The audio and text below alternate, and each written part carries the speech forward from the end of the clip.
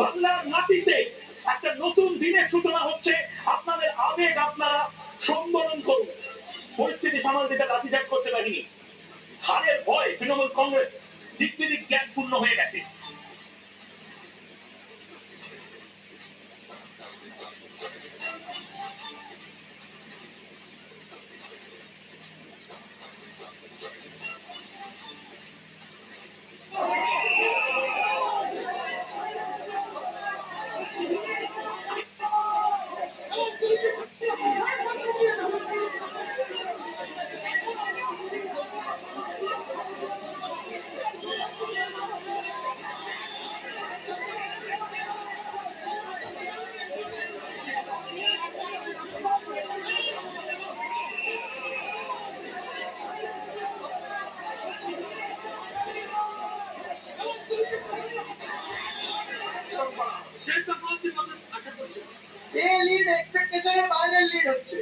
কোথায় গিয়ে থামবে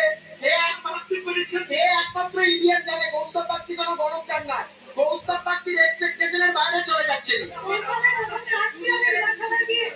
আমি বিগত 4-5 দিন ধরে মাথায় চুল কামাই, কারণ আমাকে আমার এলাকার ভোটাররা বলেছিল আপনাকে আর চুল কামাতে হবে না।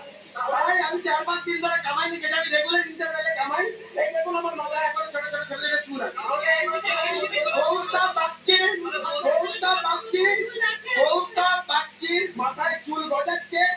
যশস্বী প্রধানমন্ত্রী নরেন্দ্র মোদীজি বিগত দিন যখন মিটিং করতে এসেছিলেন, তিনি আমার মাথায় আশীর্বাদের হাত রেখেছিলেন। তিনি বলেছিলেন যে ইসবার আপকা সর মে বাল আয়েগা।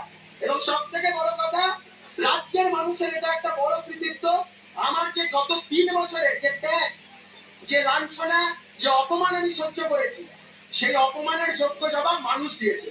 মমতা বন্দ্যোপাধ্যায়ের পরাজয়, মমতা বন্দ্যোপাধ্যায়ের ঔদ্ধত্য, অভিষেক বন্দ্যোপাধ্যায়ের অহংকারের পরাজয়, মানুষের জয়।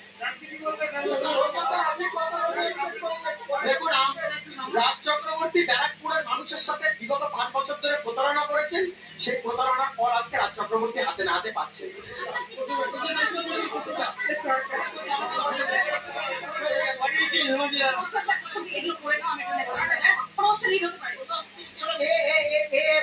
মানুষ জানে, এ আমার এক্সপেকটেশনের বাইরে একমাত্র ইভিএম জানে, মানুষ জানে। এ আমার পক্ষে বলা সম্ভব না। এ বিজেপির প্রতি একটা ঢেউ, এ সুনামি, এ কেউ আটকাতে পারবে না। সবাই উড়ে গেছে। বিগত 3 বছর ধরে আমার যে আত্মত্যাগ, বিগত 3 বছর ধরে আমার যে স্যাক্রিফাইস, এবং তাকে কেন্দ্র করে তৃণমূলের লোকজনদের যে